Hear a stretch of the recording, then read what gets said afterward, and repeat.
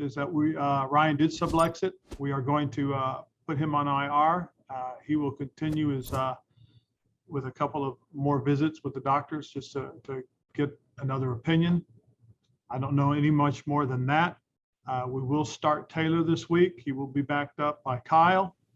And we brought in Kyle Shermer as a practice squad player that we're going to try and get up to speed and have him as an emergency guy for now. So that's where we are.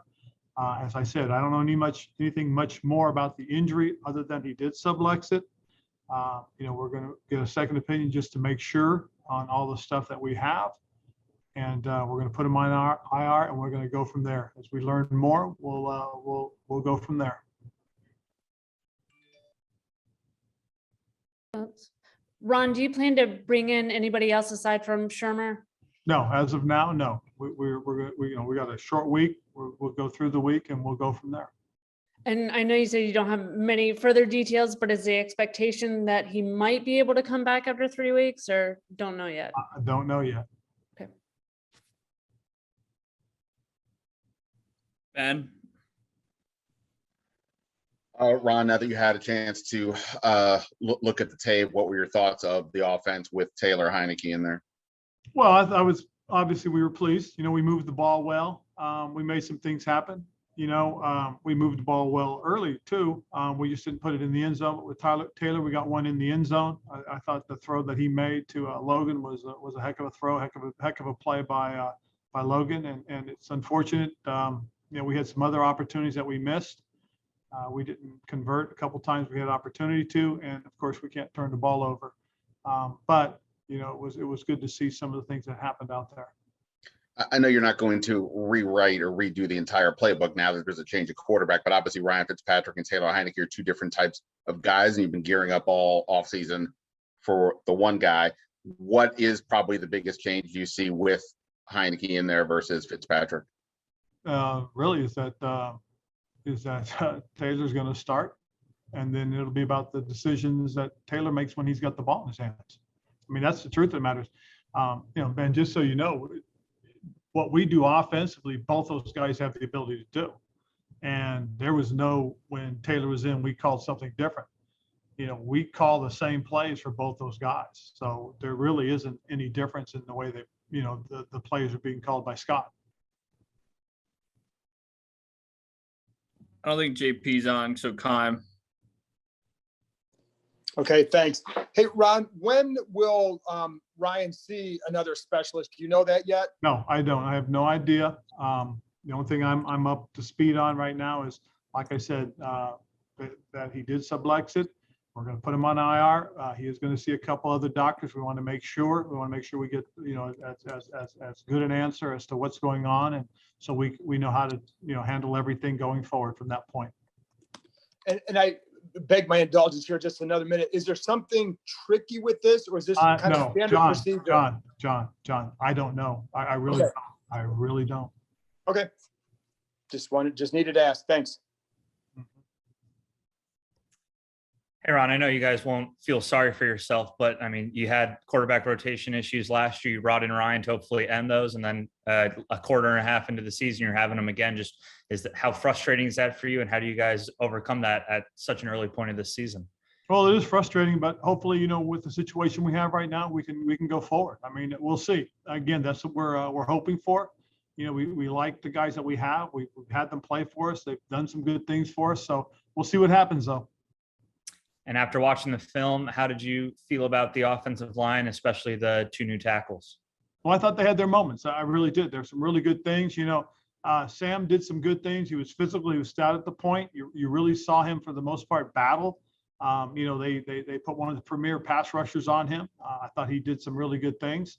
Bosa did some good things too against him. I mean, it was a good baptism under fire for the young guy. I thought Charles was pretty good, was pretty stout in terms of his pass protection. There are some things that he can be better at, and some things that he will work at and get better. So I feel good about what we got from the two of them, but I do believe we will be better.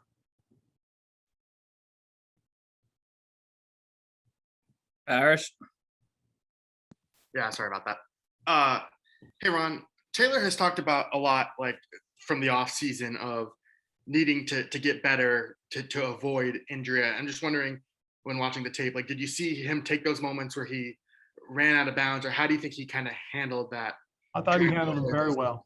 You know, I really did. I thought, again, he made some good decisions. He ran when he was supposed to run, and a couple times I think where he thought about turning up, he didn't, and went ahead and went out of bounds.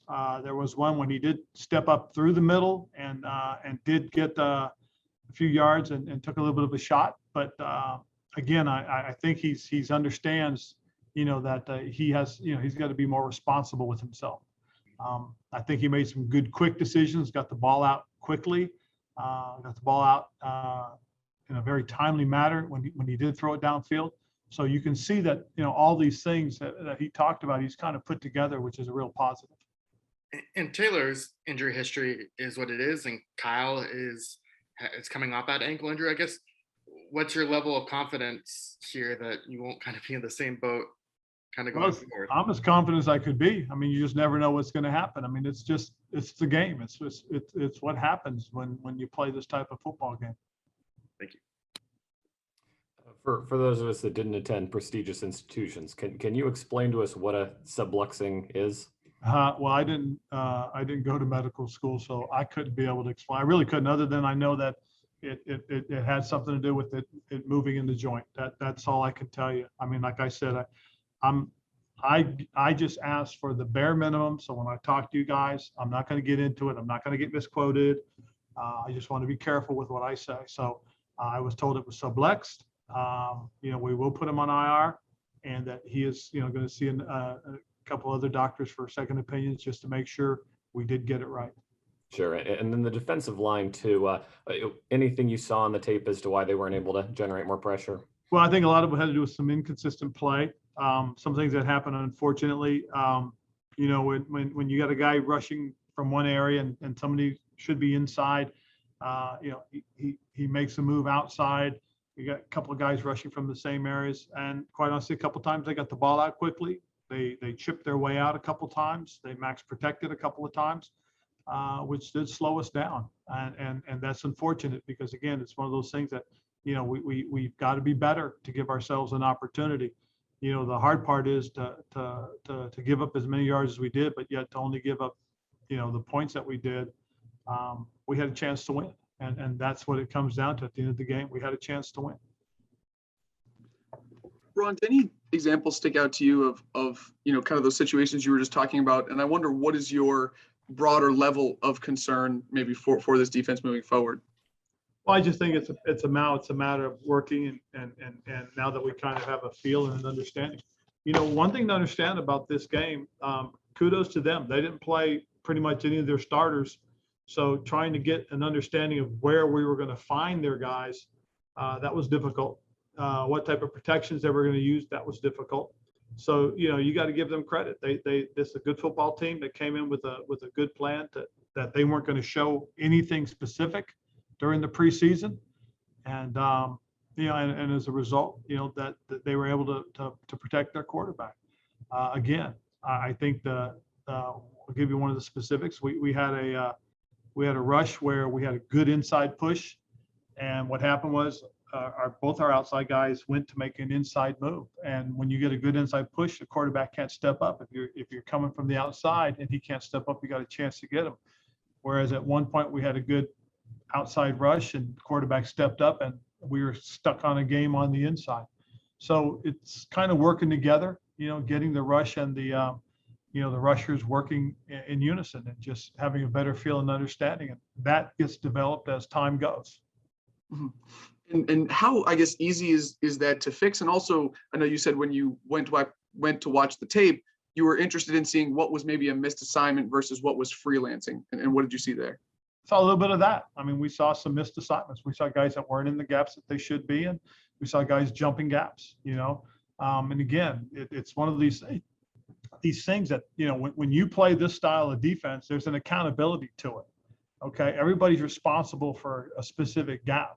You have to be in your gap. You got to trust that the guy next to you is going to be where he's supposed to be. You've got to do these things in order for this team defense to be successful. Thank you. Ron, you said that you wanted to take a look at the film to kind of see whether Benjamin St. Juste, maybe he needed some help. Maybe you guys need to offer him some help, or like you just kind of let him do his thing. After watching the film, what was your assessment of Benjamin St. Juste and whether or not you guys should have offered him a little bit of help there? Well, I will say this, some of the things that they did, was going to be tough on anything you did. They threw a couple of back shoulders. That's really all about the timing of it all. Benjamin was in good position for the most part, and then the ball got thrown behind him. I mean, that's a very veteran play by the quarterback and by the receiver. You got to give him credit. So in that case, you're not going to be able to give him a lot of help.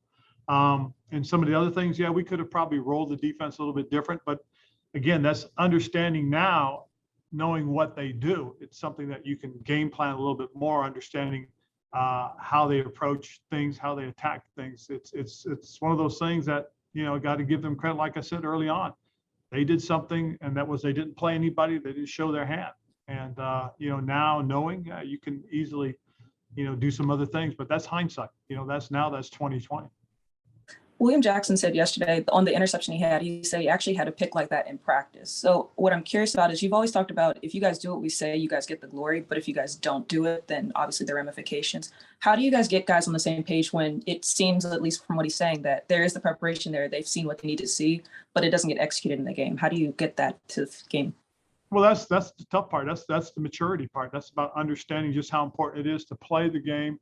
Play your responsibilities, do your job. And that's what really we ask, is that the guys just, understand that, this is accountability defense. Our run gaps are responsibility based. Our coverages, tell you to play certain leverages based on where your help's going to come from. And if you're not playing your leverages, if you're not playing where you're supposed to, or how you're supposed to, you're not going to get help. You're not going to be in your gap that you're assigned to. So these are all things that we have to work with and work through. Thank you, Ron. Appreciate it. Mm-hmm. Russell. Wino, no. Aldridge. Yeah, I'm here. Wino here. Good. Ron, what are your thoughts on De'Ami Brown? Obviously, got a lot of snaps as a receiver, showed a lot in camp. What did you like about what you saw out of him? Well, his speed showed up. I mean, that's how we got the big pass interference. I mean, he was running by the guy and just, he just grabbed him.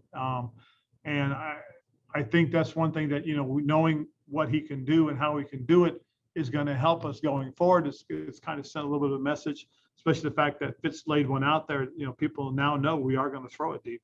That was really good to see.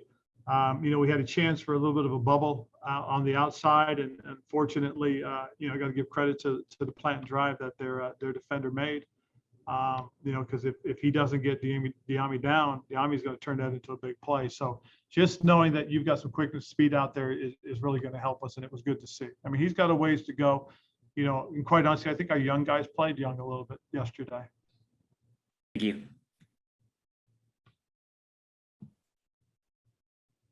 USA 9. Hey, Ron, if you can go back to the quarterback situation with Fitzpatrick, and since you came here, you built this franchise up, and you came into this season as Fitzpatrick as your guy, and obviously the different quarterback things you had last year. How would you describe this roller coaster ride, knowing all the hard work you put into it, and this is what you kind of wake up to on a Monday morning? Well, I mean, it's the nature of the game, though. I mean, it's first of all, it's the most important position on your team. Secondly, the nature of the game is it's a physical game, and it's going to happen. Unfortunately, it's happened to us, more than we need to have it in the last season and a game. You just hope that we can get a streak where we can keep guys on the field for a long time and benefit from their abilities. We've been fortunate. We've had some really good quarterbacks. In the year and a game that we've had that have been really good in moving us. We've had some real strong arm guys, but you just got to be able to keep guys healthy and keep on the field. And just a quick follow-up, did you get a chance to talk to Ryan at all to see his reaction, how he's feeling today? Well, we've just been texting back and forth. I haven't had a chance to really talk to him because he's been obviously, getting, the tests done that he needs to have done right now. Hey, Ron, Taylor Heinicke, he always has had that underdog kind of mentality, that feel, that presence about him. and it seems like you go back to the playoff game, the team really responded to him and rallied behind him. How do you think it's going to go around this year, this time around, and the type of impact he has on the locker room, that rallying effect that the team will go forward with him in a sense? I think it'll be cool. I really do. I think our guys will rally around him. It's just one of those things that some guys have an innate ability to create some enthusiasm, some excitement, and that's kind of a little bit about Taylor because of the way he plays. He plays a little bit like his hair's on fire. He plays a little bit like a gunslinger. But I think, and I hopefully believe that he's matured a little bit. He understands that what he has to do and how he has to do it. And I'm excited to see what's going to happen.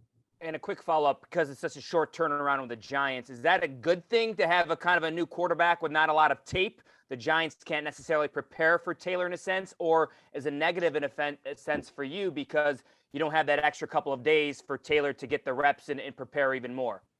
I'm not worried about Taylor as far as the reps and preparation because he's a very bright young man. He's a smart guy.